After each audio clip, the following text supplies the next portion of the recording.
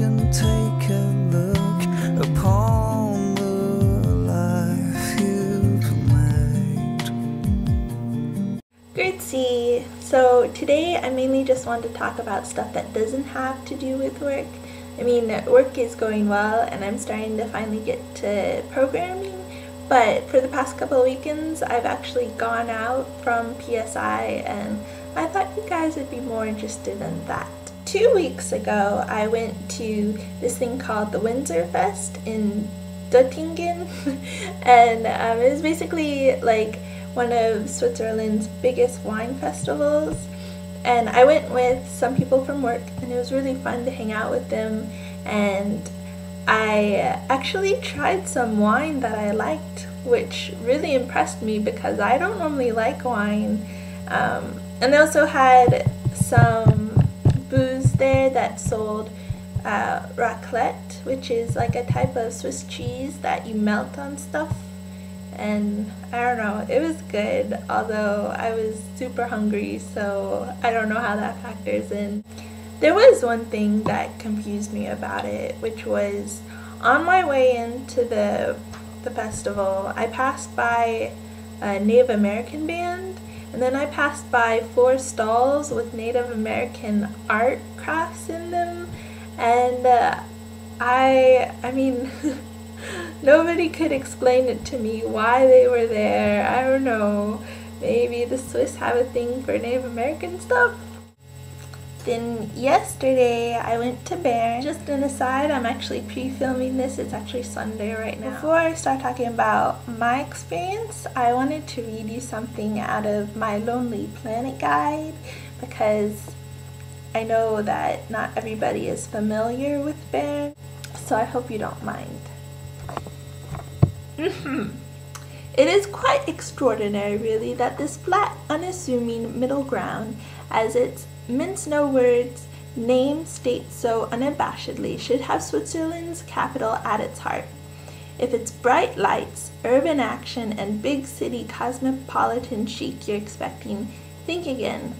Few even realize that Riverside Bern is the Swiss capital, as the city is so delightfully languid, laid back, and dare one say provincial and middle-sized.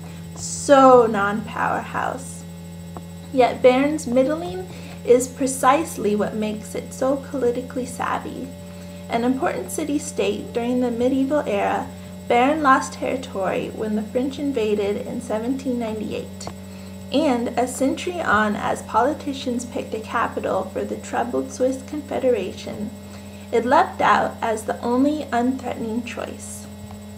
Geneva was simply too French, Zurich too German, but Bern, with its subtle linguistic plurality, was just right. Kind of reminds you of Goldilocks, right? Which is fitting because Bern has basically always been associated with bears. So I got to Bern yesterday morning, kind of, and there was a couple of hours there where I was just so frustrated. I felt like nothing was going my way. For example, I took the tram to this historical museum that's supposed to have this really great exhibit on Einstein, and I wanted to see it so badly.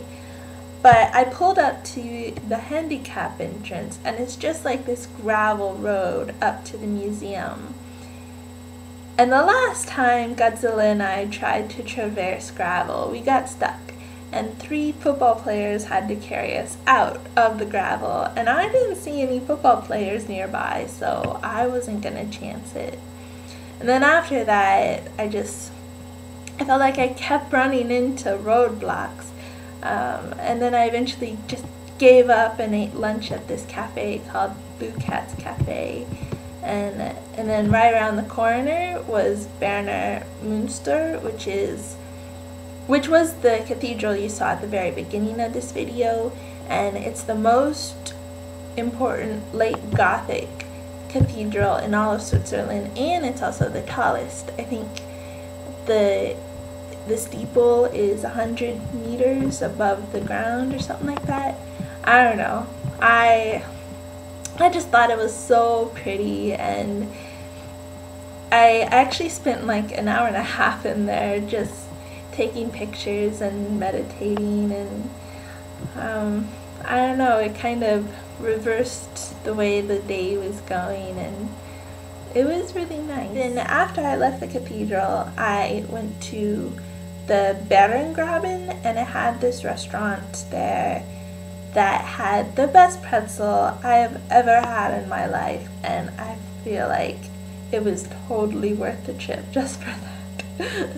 And then I had to go home because Godzilla was dying. So since I've been here, I've had time to do pleasure reading at night, and I forgot to mention it in my last video, but I finished reading this book, and it is the most inspiring thing I've read all year. It's basically just about this guy who was climbing in the mountains in Pakistan, and he doesn't make it to the top of this one mountain, and on his way down he gets stuck in this village, and they nurse him back to health because he was in pretty bad shape. And then after he's better, he realizes how poor they are, and he decides to return the favor that they did for him by building them a school. And then he starts building schools all over Pakistan, and it was just a very heartwarming story, and I highly recommend the book. Oh, I forgot to tell you while I was raving on about the pretzel that in Bärengraben live some bears, and I decided to switch things up today. Instead of putting Duchess or Princess at the end of this video, I was gonna put the bears, because look how cute they are. Oh my goodness. Ah, they're so cute. But yeah, I took a video of them, and there's actually like a whole legend about the bears, you know, why they live in the city. You can go look that up if you want. So without further ado, here are the bears. Choose.